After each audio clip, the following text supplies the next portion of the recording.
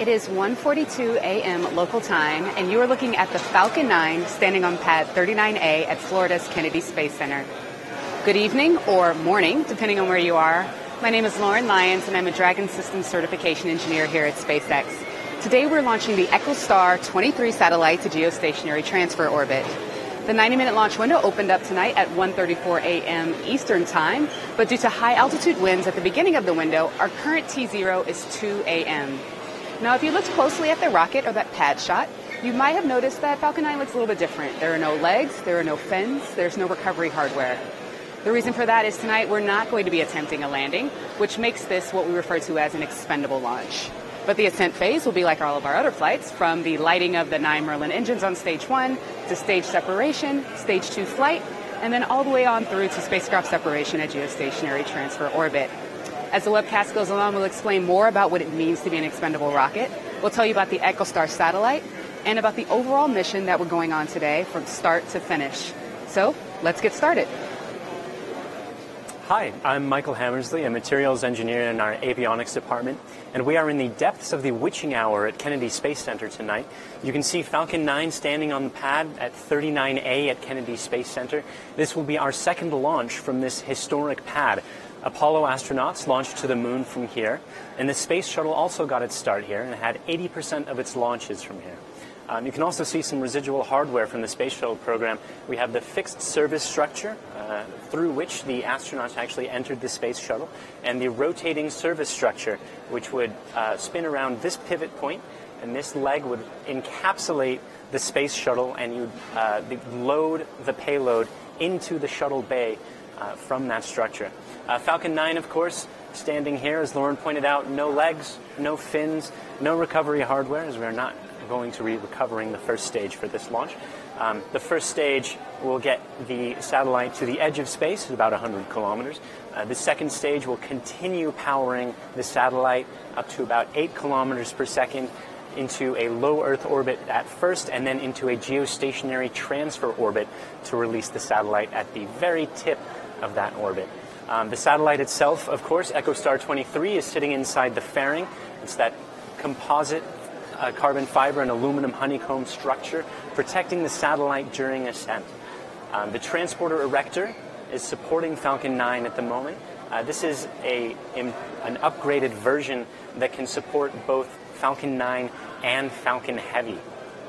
It rolled Falcon 9 out and tipped it up in preparation for launch.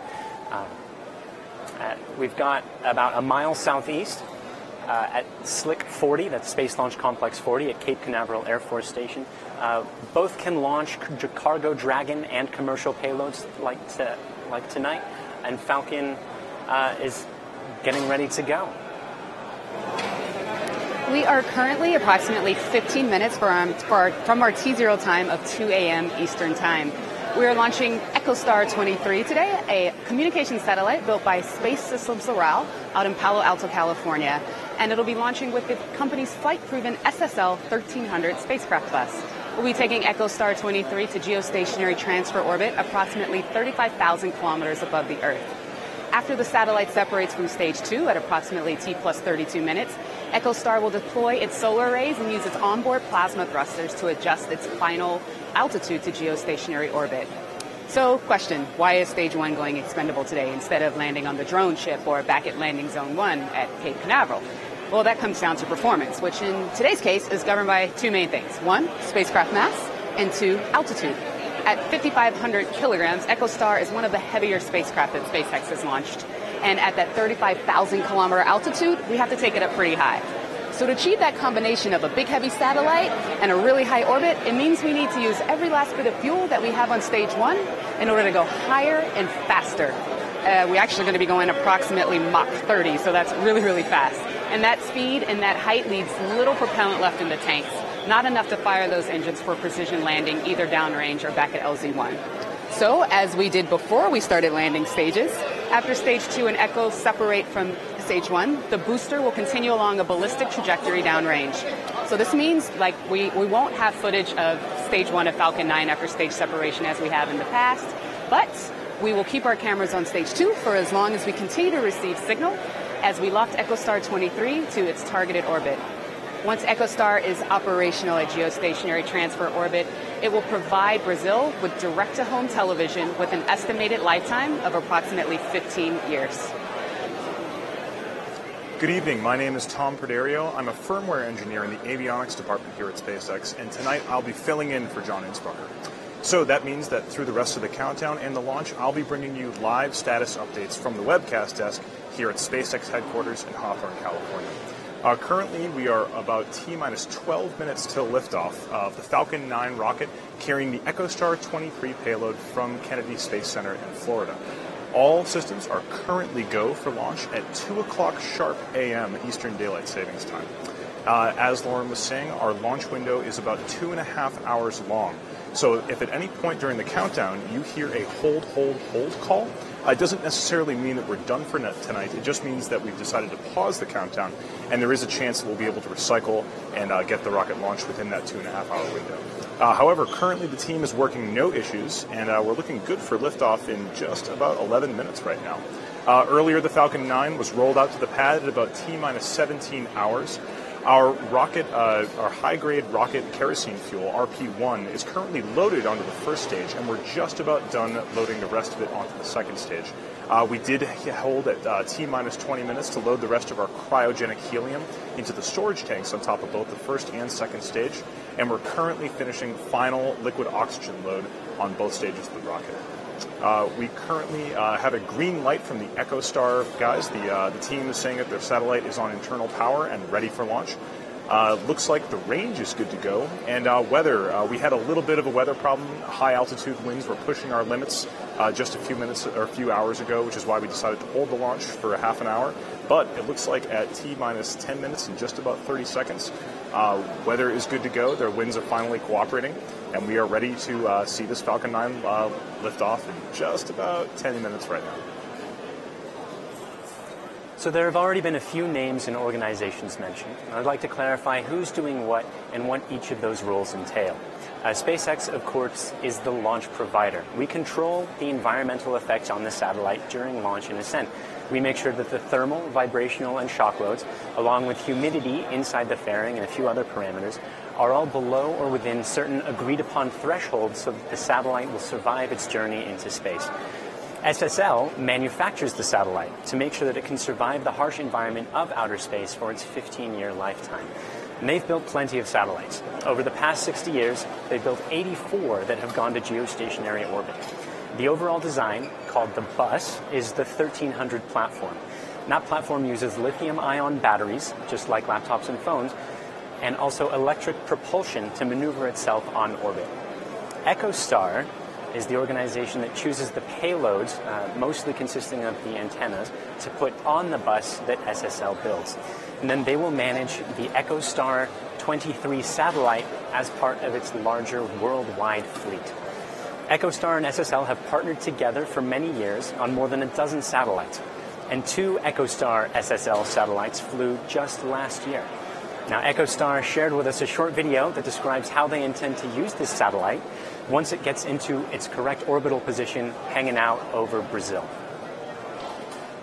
Echostar Corporation is a premier provider of satellite services and technology solutions. Headquartered in Englewood, Colorado, and conducting business around the globe, we are a pioneer in communications technologies through our Hughes Network Systems and Echostar Satellite Services business segments. These branches generate over $1.8 billion in annual revenue. Our Hughes business unit is the global leader in satellite broadband for home and office, delivering innovative technology solutions and a comprehensive suite of managed services for enterprises and governments worldwide. HughesNet is the #1 high-speed satellite internet service in the marketplace, with offerings to suit every budget. A leader in satellite communications, Echostar Satellite Services manages the world's 4th largest commercial geosynchronous fleet of 25 satellites. We provide communication services worldwide for media and broadcast organizations, direct-to-home providers, enterprise customers, and government service providers. Today we are launching Echostar 23, a highly flexible Ku-band broadcast services satellite. It features 4 main reflectors and several sub-reflectors to support multiple mission profiles. Echostar 23 will be deployed at the 45 degrees west orbital location, providing high-powered direct-to-home services into Brazil. We're excited to launch for the first time with SpaceX and their Falcon 9 vehicle. After launch and in-orbit testing is complete, our new Echostar Spacecraft Operations Center in Sao Paulo, Brazil will provide Echostar 23's telemetry, tracking, and control services. Thank you to our partners at SSL and SpaceX who have contributed to the success of the Echostar 23 program. This will be SpaceX's second launch out of historic Pad 39A, the same pad that sent Apollo astronauts to the moon, the space shuttle to the International Space Station, and soon we'll be launching Falcon Heavy and commercial crew. But today there's also some history. This is going to be the first ever commercial communication satellite ever launched from this pad. Now 39A was renovated and customized to support Falcon launches and needed to be resilient enough for quick turnaround for high launch rates. One of my favorite things about the new pad that supports this is the new super beefed up Transporter Erector Strongback, or TE Strongback, which is capable of launching Falcon 9 and Falcon Heavy. So a couple minutes before liftoff, you'll see the Strongback slowly retract, approximately 1.5 degrees.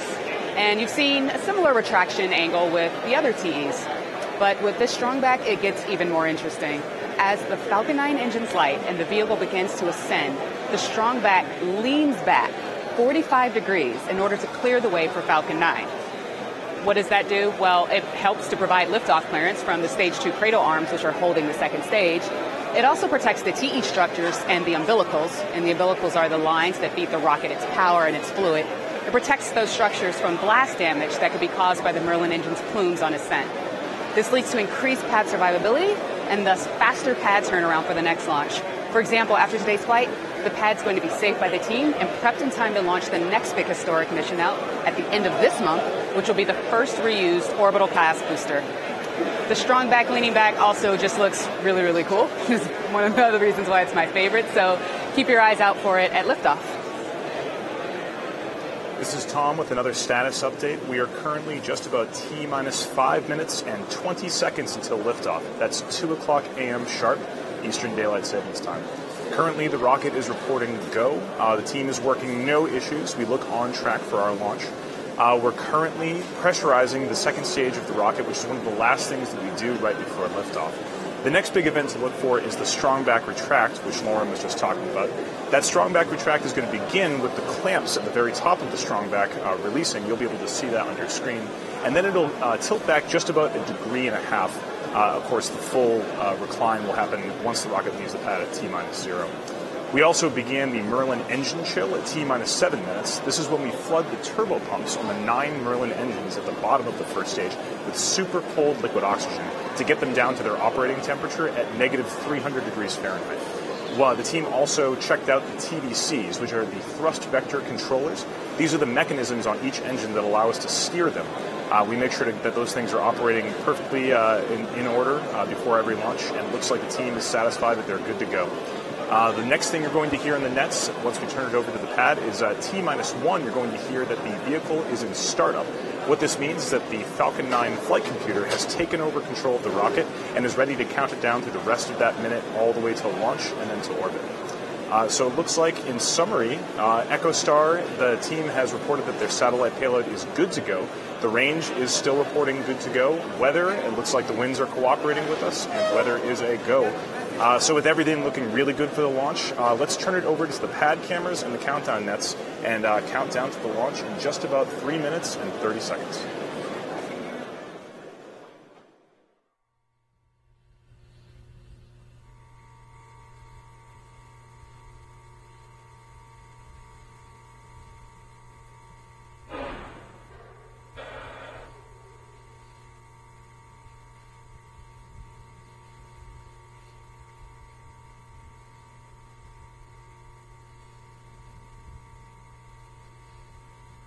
FTS is armed for flight. T-minus 3 minutes. GNC verify stage 2 TVC motion nominal. Stage 2 TVC motion nominal. Stage 1 LOX load closed out.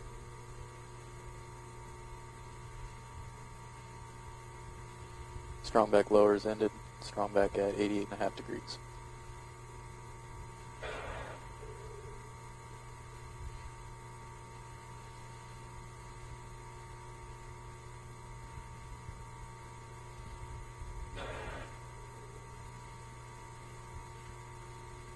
Stage 1 launch load is acceptable for flight.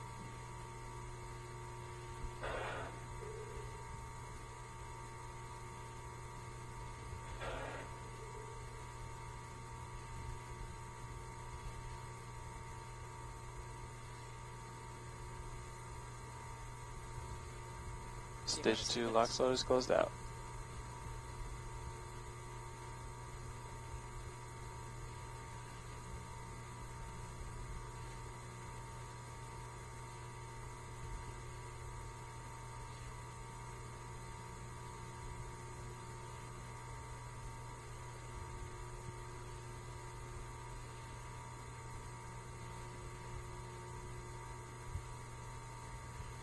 Vehicles in self-align.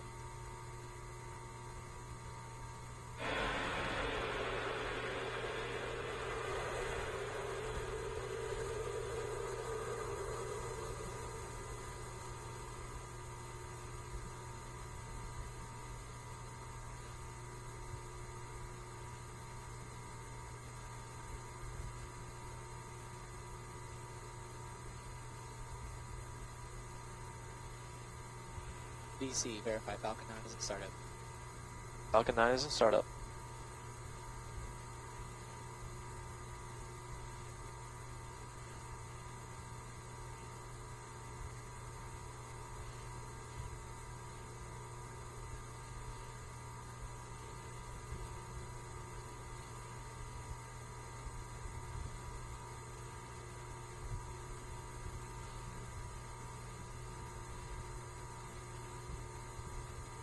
T minus 30.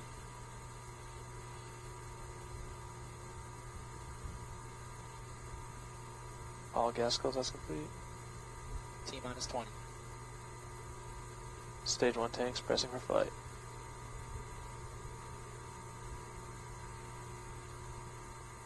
T minus 10, 9, 8, 7, 6, 5, 4, 3, 2, 1, 0. Liftoff.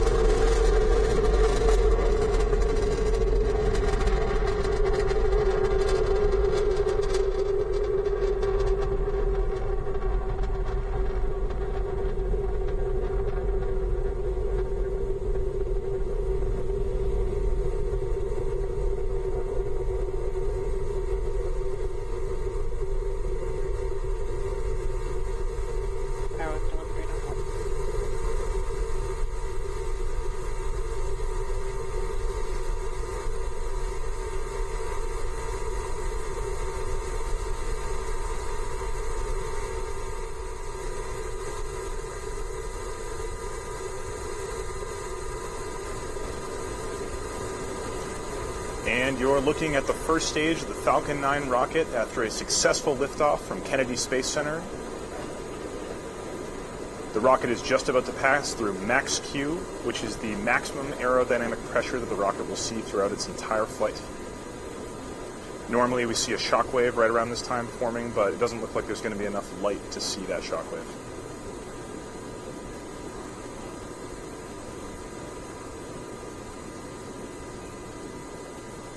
Sounds like max Q is passed, and we've throttled back up those Merlin 9 engines. Merlin vacuum bleed-in has started. This is when we chill down that MVAC engine on the second stage, just like we did for those first stage engines.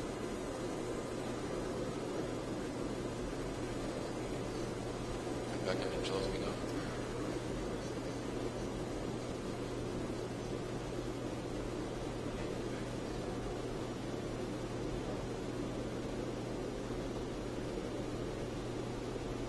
We're currently looking like the trajectory looks good.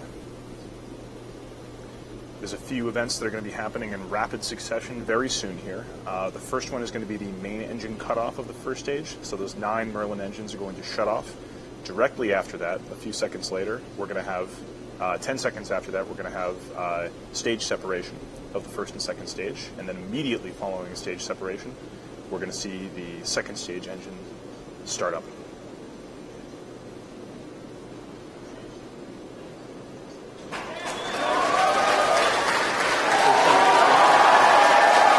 And as you can see, it looks like stage separation was successful, just waiting for that second stage to start up. And we have a successful startup of the Merlin vacuum engine of the second stage. Second stage looks nominal, and MVAC D is looking good. Right now, that Merlin vacuum engine is burning away. We're getting nominal prop and nominal trajectory from the second stage. Let's take it down to the floor and see what's going on. Okay, you just saw a successful stage separation and a successful light of the MVAC engine. That's a really big milestone. Fairing separation. You did just see the fairing. Oh, we just did. Yeah. That's awesome. Sorry, you couldn't see it. That's great. That's a huge milestone for us. So again, MVAC has started up. It's burning. We separated that fairing successfully. You know, up in the vacuum of space, you don't need it anymore, so we ditched it.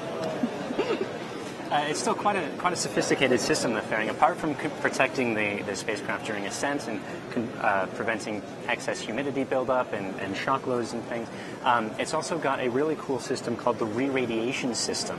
Just like we don't want to launch our rocket if we can find something wrong with it that needs a little tweak before launch. Same with the satellite. So you've got only one chance to, well, I guess you're not able to fix it once it goes to space. So anytime before then, if you can fix it, you want to. But the fairing, being that carbon fiber composite with aluminum honeycomb, is a Faraday cage. That means you can't get electrical signals in and out very easily. And so you've got a hardware system that will take signals from the satellite, pipe them just to the outside of the fairing, and then re-radiate those signals out so that everyone can listen in and make sure that the satellite is still healthy. That's only active before ascent. In this case, we're not actually using that system during ascent. Now, typically around this period of time, we'll be checking in on stage one. We have those onboard cameras. We're watching the grid fins. But today, again, because this is an expendable launch, we don't actually have a camera on stage one. And again, the reason we're going expendable is instead of coming back down to LZ1 back at the Cape or going down to our drone ship, Of Course I Still Love You, or just read the instructions, is because we needed to use all of the propellant that we had in order to get the performance that we needed to put Echostar 23 in its intended orbit. But this is like every other rocket launch in history. We've gotten used to these landings, right? But sometimes we have to do it this way. And so it's still a super awesome launch, right? So why don't we go on up to Tom and get an update from him. Just another status update for you guys. Looks like the MVAC engine is performing nominally on the second stage. Good engine temps and good fuel consumption rates. Everything is looking really good in that second stage.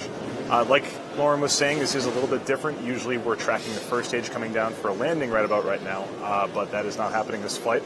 But the second stage is doing really well, so that's really good news. We are just about halfway through the first burn of this second stage.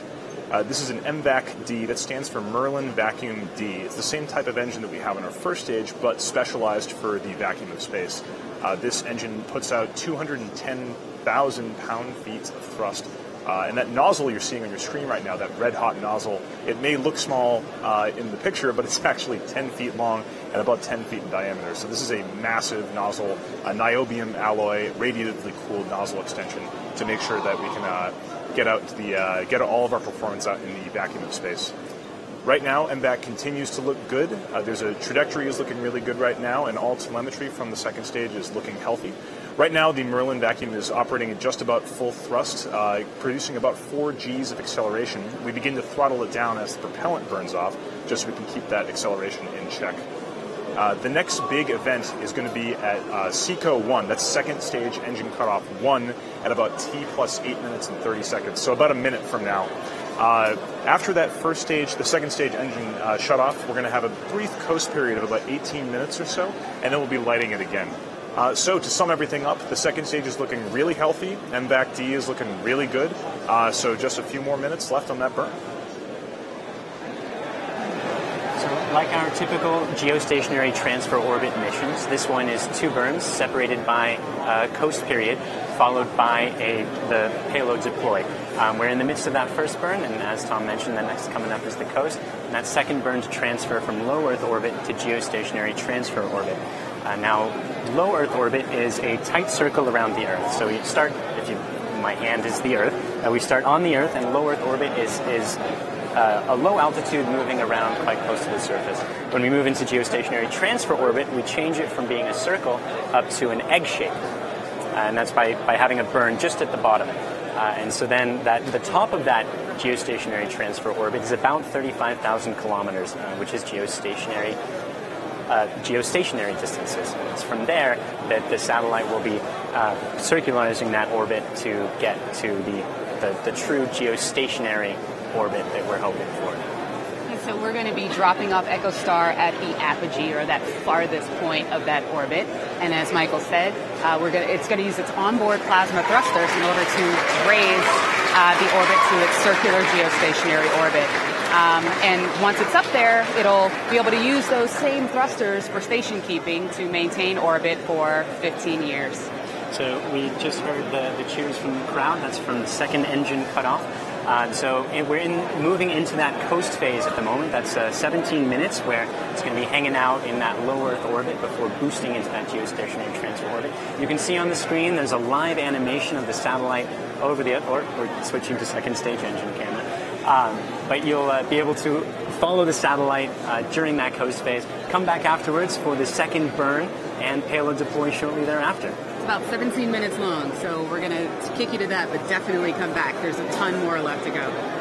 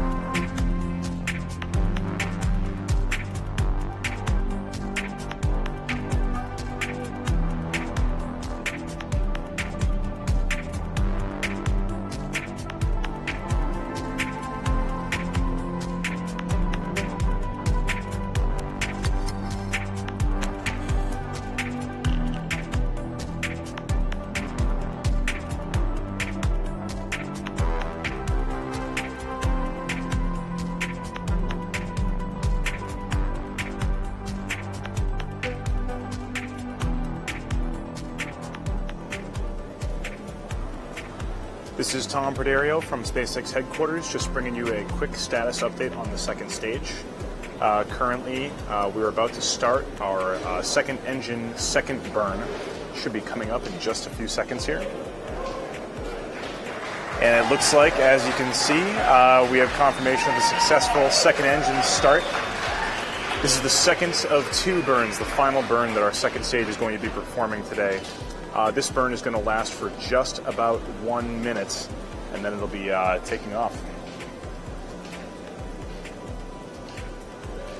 This burn is necessary to get the Echostar payload into the correct position for deployment, which will be happening a few minutes after the second engine's second cutoff, coming up in just about 30 seconds now.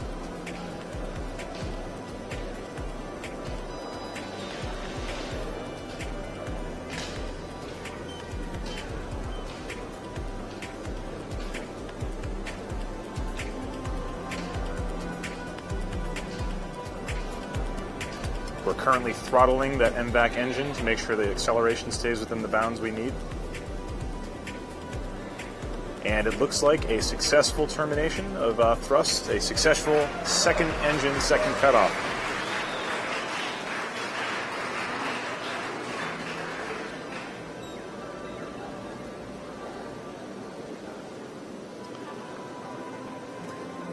Like we said earlier, the Echostar payload is going to deploy just a few minutes from now, so hang tight, watch the animation, and we'll be right back.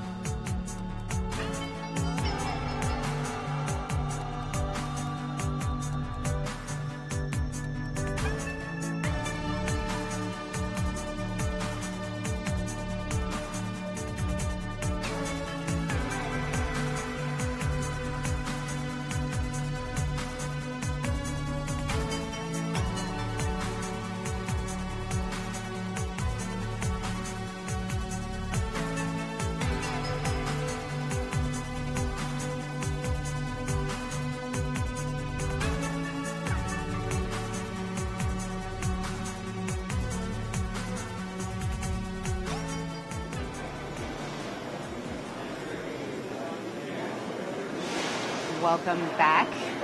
We got confirmation of a... All right, welcome back, everyone. We got confirmation of a successful second engine shutdown, and we know that we are now in a good orbit. And coming in very soon, we're going to have payload deploy. Now, the satellite, the Echostar 23 satellite, is mounted onto stage 2 of Falcon 9 via what is referred to as a payload adapter. Falcon 9's flight computer will then send a separation signal to that payload adapter.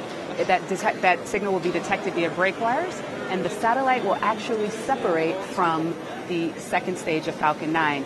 In order to give it that little delta V that it needs to push away from the rocket, there are 4 springs in that payload adapter that will give it a gentle push off on its own path. At that point, it's going to unfurl its solar panels, start collecting power, start transmitting back to Earth, and head towards that geostationary orbit over Brazil.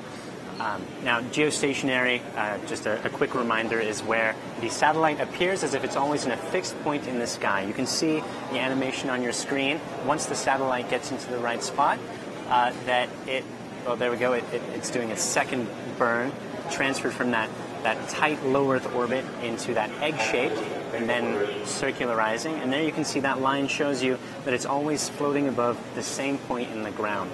So that means that even if you're looking at the night sky, and usually the stars will rotate over the course of the night, the satellite will always stay in the exact same spot. Geostationary orbit is a particular type of geosynchronous orbit.